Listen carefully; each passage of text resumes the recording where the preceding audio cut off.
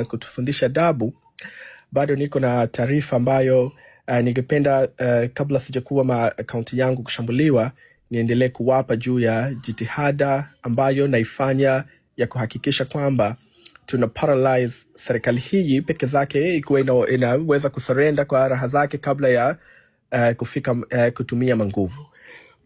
Ndugu zangu ya Tanzania, kuna kitu duniani inaitwa AIS. AIS maana yake ni Automatic Identification System. Maana yake kwamba kuna mfumo ambayo unaweza ukaona ratiba nzima angalau ya miezi 6 mbele juu ya meli za kimataifa ambayo inaenda kwa bandari yeyote ile duniani. Kwa bandari yeyote ile duniani. Na kwa sababu mimi nakuwa napenda kusema jambo ambayo itawasaidia ndugu zangu wengine peke zao waende wakasome. Kwa hiyo ninawaambia kwamba mnaweza mkatembelea, kuna website ama kuna line inaitwa SeaDex Vessel Tracking Tool. Sasa ndugu yangu, kwa nini nawapa hii taarifa? Nawapa hii taarifa kwa sababu kwa mujibu ya taarifa rasmi, nchi yetu ina uchumi yake mkubwa inategemea kwa misaada, inategemea kwa utalii, inategemea kwenye madini na sana inategemea kwenye bandari. Kwa upande ya utalii tumefanikiwa kuparalyze kwa sababu tumeandikia balozi yote ambayo inawakilisha nchi zao ndani ya Tanzania kuiambia kwamba kutoka tarehe 9 Disemba tutakuwa na maandamano makubwa ya amani isiyokuwa na kikomo. Hivyo basi tu kwa barua zetu tukaziambia balozi kama za European na America na nchi nyingine kwamba hii Disemba haitakuwa wakati bora kuleta watalii. Hivyo basi nikawasihi washauri raia zao wasikuje kutembelea nchi yetu. Na kwa upande ya madini kuna mambo mazuri inaendelea. Lakini kwa sababu tulisema maandamano zetu tuzifanye ya amani yasiyokuwa na kikomo na tumekubaliana tukalale kwa bandari pale. Lakini kwa upande yangu binafsi nimeparalyze bandari kwa njia hii inafuata ambayo naenda kuambia. Katika mfumo wa Ship Atlas ambayo inaonesha SeaDex Vessel Tracking Tool, inaonesha mameli gani ambayo inakuja na zitakuja lini, zinakuja na container mangapi,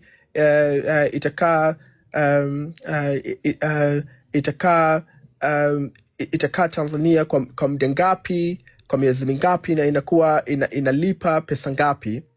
Kuna mashirika 9 ambayo yapo kwenye ratiba ya kudumu ya ruti zake kwa nchi zinatoka kuja Tanzania. Mashirika ambayo yanasababishia mchango mkubwa sana ya uchumi ya Tanzania juu ya pesa ya kigeni na makazi yake kufanya.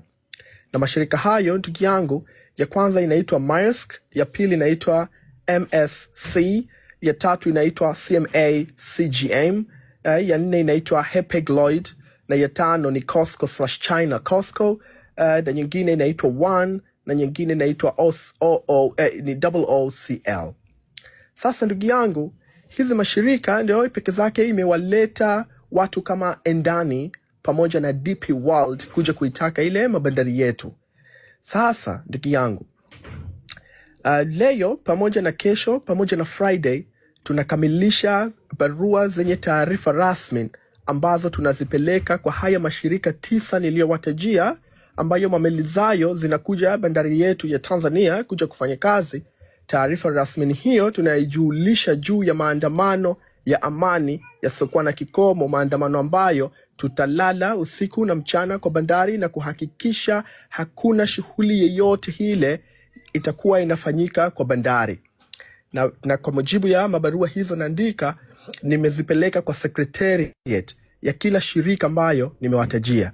Najua wako mtu nyingi mnaona meli inaandikwa kama CMA CGM. Tunapeleka kwa secretariat ya CMA CGM kuiambia kwamba kutakuwa na maandamano makubwa ambayo yatazuia shughuli ya bandari. Target ya vijana ni kukaa pale kuhakikisha hakuna operation yeyote ile inafanyika. Na kwa barua hiyo sasa nitawaomba wa cancels route zao zote kwa sababu hawatafanikiwa kufanya kazi zao. lakini pia nitawaambatanishia maushahidi mbili. Ushahidi ya kwanza, jana niliwapia taarifa ambayo imechapishwa na Marcus kutoka I'm talking on the phone. Tutawaekea taarifa ambayo ya bwana Marcus ya kutoka Maritime, inaonesha juu ya hasara kubwa ambayo imeweza kupatikana kwa masiku 4 kwa sababu tu hakuna internet. Sasa pia nitawaambatanishia na ushahidi ya mauaji na picha ambazo tumezitolea metadata ambayo iko na ushahidi na mavideo juu ya mauaji. Na bado kama haitoshi, nitawaekea pia ushuhuda kwamba kuna kesi tayari rais ya Tanzania imeshtakiwa. Kwa hiyo ndugu zangu, kwa sababu dada yetu katuambia kwamba hawa majamaa hawana pesa, lakini pesa yao sasa wataitegemea sana kupitia bandari.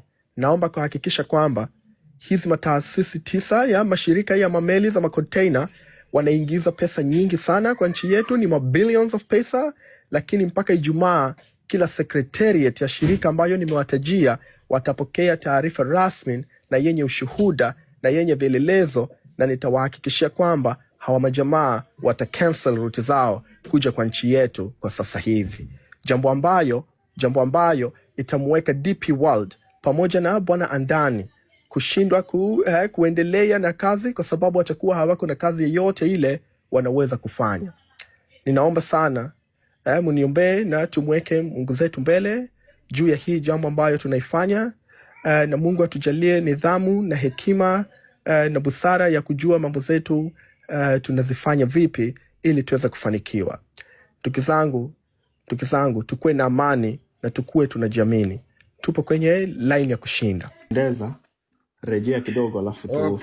Okay. Swali la kwanza, ndio wadau wanadai maandamano yawe nchi nzima. Swali la pili, tusiruhusu kwenye live apande mtu ajitambulishe, yani wapande lakini asijitambulishe kama mwanachama wa chama fulani, ili wasije wakasema kwamba maandamano ni ya kichama.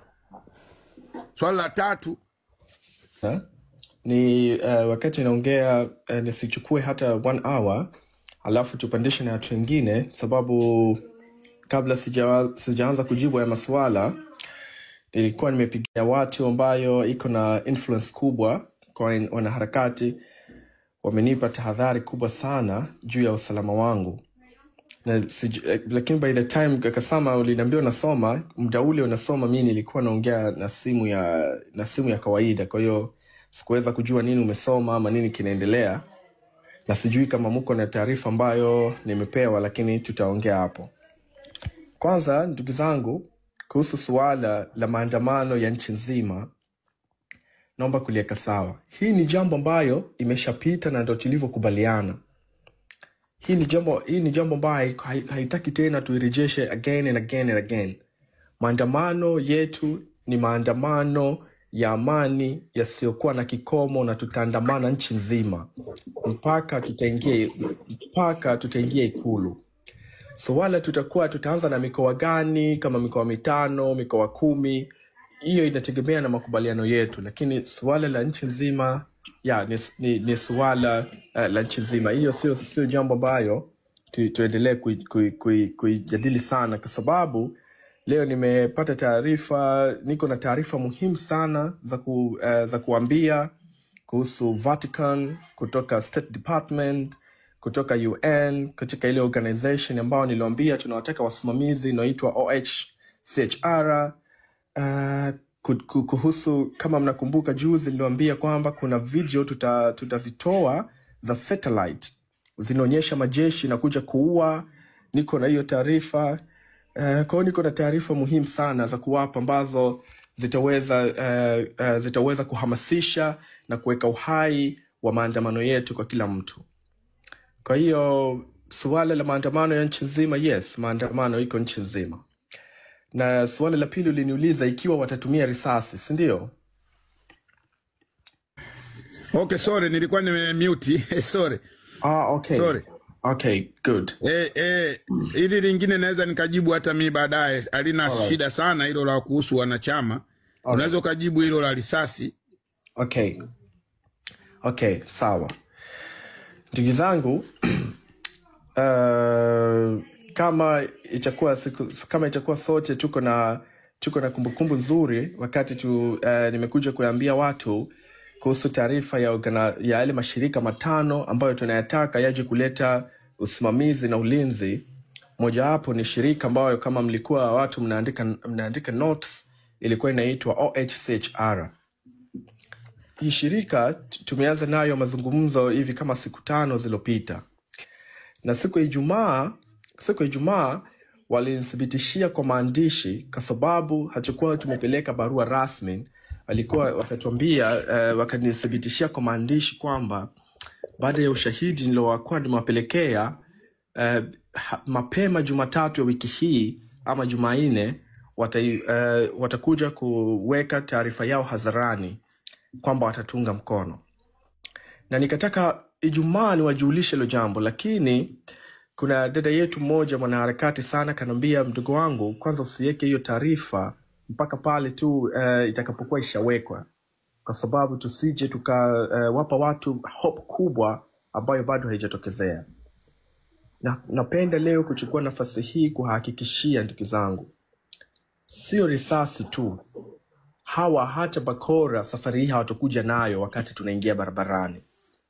Na kuthibitisha jambo hiyo, leo Geneva, shirika la OHCHR ambayo nimewaambia kwamba tunatakiwa tuwaalike watu wake, wametoa taarifa rasmi kubwa sana kuhusiana na mauaji yaliyofanyika. Na kwa ufupi tu hivi, imetolewa na chief mwenyewe ambaye anaitwa Volker Turk. Mnaweza mkaenda mkasoma hiyo taarifa kwenye website yao ya United Nations, lakini muingie kwa hawa watu tuliowataja, ama Twitter ishaanza kuuploadiwa sana, katika kila ile social media iko tayari. Na leo wao wenyewe OHCHR wametuhimiza kwamba tuharakishe kuipeleka barua ya maombi ya kutuletea ulinzi haraka iwezekanavyo, kwa sababu wamethibitishia kwa njia kwa rasmi kwamba watatuletea waangalizi wakati tunaandamana. Haijalishi maandamano yetu yatamaliza lini, tutakuwa na waangalizi wa kudumu mpaka pale maandamano yetu yatamalizwa. Subiri kwanza, Abel. Subiri kwanza hapo patampo, lazima tule vinanda hapo. Hapo lazima tule vinanda kwanza hapo. Jamani, soleni sana, mtasubiri, habari zipo. Lazima tule vinanda. Na nyewe huko kwenye makomenti piga kopa za kutosha na makofi ya kutosha. Okay. Abel, endelea. Jamani, tumefikia hapo. Tunaletewa ulinzi wa kudumu. Okay, endelea bwana Nabil. Sasa wakati siku ya mwanzo ambayo tulikuja hapa, nikakuwa najaribu kuwatambulisha watu juu ya haya mashirika ambayo yamo ndani ya United Nations. Kuna watu wengi walikuwa hayajui haya mashirika kama OHCHR na nyingine. Hazijakuwa mashirika ambayo watu wanatoka Afrika Mashariki wanayatambua sana. Ingawa